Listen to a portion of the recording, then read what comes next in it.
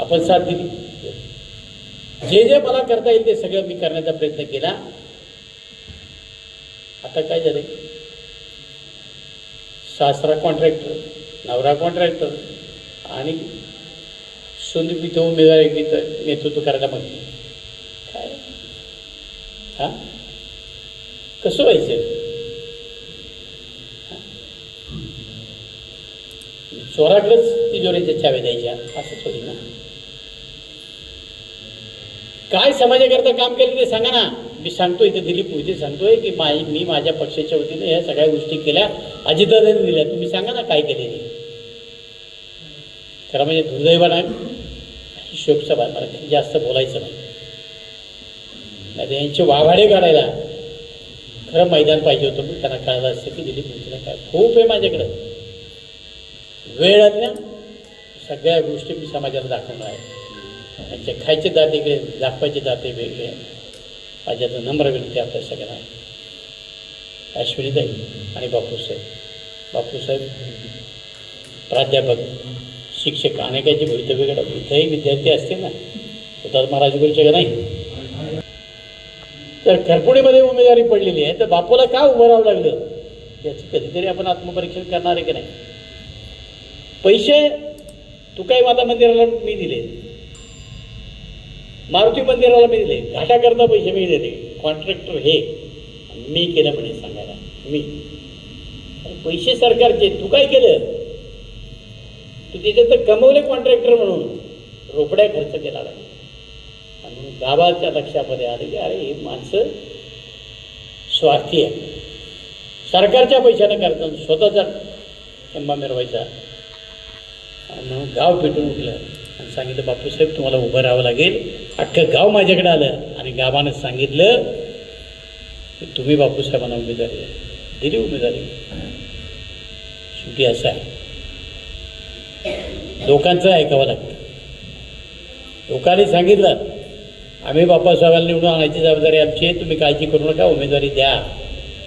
पण आम्हाला ही दादागिरी इथली संपवायची. काही वाहनावरनं काही लोक कळत नाही हो, गुण काहीतरी वेगळेच असतात. मार्केट कमिटीला माझ्याकडे आले, मला उमेदवारी पाहिजे, मनाचं मोठेपण केलं. ही सगळे लोक सांगत अण्णा अनुभव वाईट येईल आला ना. आणि माणसं किती धरला जाते. त्याने मला निरोप पाठवला की मी मार्केट कमिटीला तुमच्याबरोबर राहणार आहे, फक्त आता जिल्हा असं चालतं का?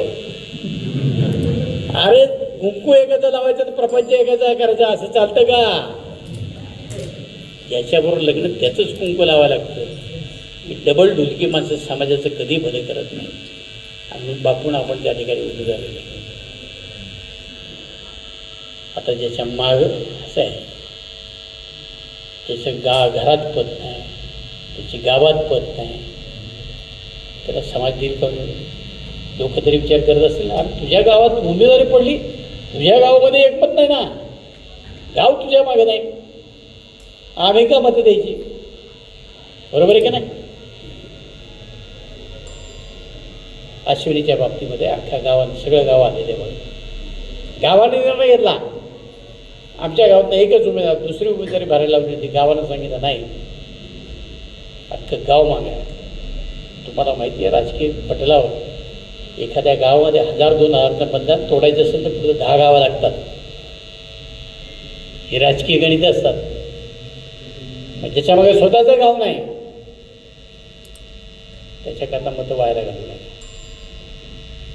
माझी आपल्याला नम्र विनंती राहणार आहे की ज्या जिल्हा परिषद आणि पंचायत समितीच्या उमेदवाराला अजितदादांना उमेदवारी दिली, दुर्दैवानं दादांचा अंत झाला. परंतु दादाची खरी स्मृती पाहिजे असेल, त्याच्या उपकारांना उतराई व्हायचं असेल तर उद्याच्या 7 तारखेला घड्याळाचं चित्रसमोरचं बटन दाबा. दादांच्या उमेदवाराला बहुमताने निवडून द्या. हीच भावपूर्ण श्रद्धांजली दादांना अर्पण करतो. आपल्याला विनंती 2 मिनिटं उभा राहा, पायातला चपला काढा. देवे येणे वाघ येते तोषावे, तोषोणी मजल्यावे बसाय दाणे. जे कळांची व्यंकटी सांडो, दया सत्कर्मी रती वाढो. होता परस्परे पडो मैत्र जीवांचे, ब्रिजांचे तिमिर जाओ. विश्व स्वधर्म सूर्य पाहो, जो जे वांछित तो गेला हो. प्राणी जात सकल मंडळी ईश्वर निष्ठांची वाटतं आम्हाला खूप की आमच्यासाठी दादा इथे येणार होते आणि बोलणार होते आणि आज आम्हाला दादांवरती बोलायला लागत आहे. ही आमच्यासाठी खूप खूप दुःखाची गोष्ट आहे.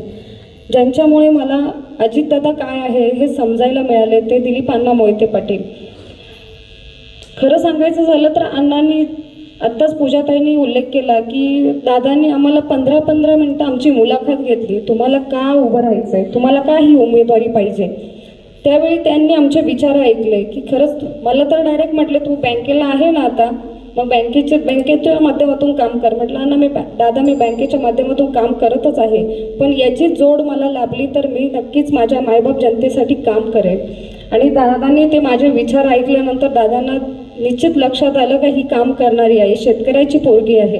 जशी आपली आज शेतकऱ्याची मुलगी रशियात जाऊन शिकते, मीही एक जिल्हा परिषदच्या शाळेतून शिक्षण घेऊन एक व्यावसायिक महिला झाले आणि पतींची साथ असल्यामुळे मला एवढं सगळं शक्य होतं. आणि आज दादांनी आम्हाला ही उमेदवारी काम करण्यासाठी दिली आहे. हा मी अण्णांच्या समोर शब्द देते की दादांनी आमच्यावर कामासाठी विश्वास टाकला होता आणि त्याच विश्वासाला आम्ही कायम पात्र राहू आणि निश्चित मायबाप जनतेची सेवा आम्ही समर्पित करू की दादांनी कामाचा माणूस म्हणून काम त्या महाराष्ट्रामध्ये पसरवत आहे की अण्णा दादा कामाचा माणूस होते तर निश्चित आम्हालाही कामाचीच माणसं म्हणावी असा आपल्या पूर्ण वापगाव रेटवडी गटामधून निश्चित समाजामध्ये हाच आवाज असेल अशी मी ग्वाही देते.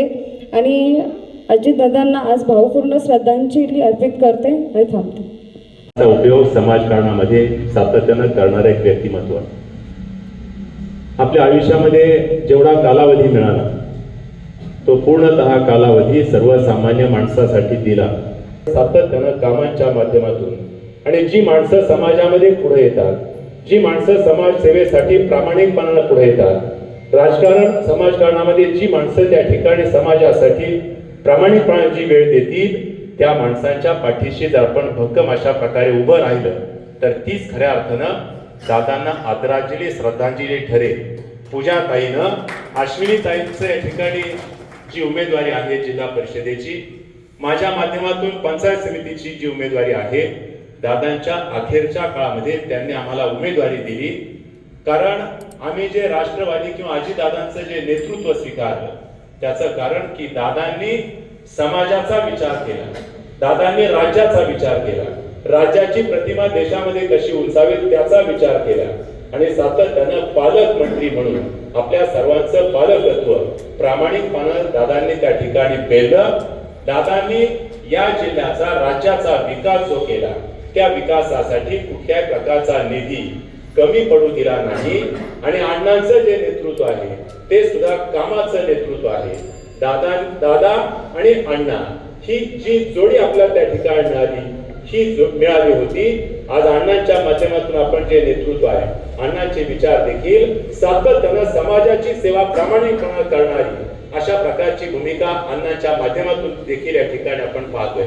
आणि म्हणूनच दादा आणि अण्णा यांचं नेतृत्व आम्ही आणि आपण सर्वच यांनी आजपर्यंत जे स्वीकारलेलं आहे ते विचार आणि अण्णांचं आता नेतृत्व या पुढच्या काळामध्ये जर आपण ठेवलं तर तीच खऱ्या अर्थानं दादांना श्रद्धांजली ठरेल. मी आपल्या सर्व उपस्थितांच्या वतीनं दादांच्या आत्म्याला चिरशांती लाभावी अशी आपल्या सर्व उपस्थितांच्या वतीनं परमेश्वराची प्रार्थना करतो आणि माझे 2 शब्द थांबवतो.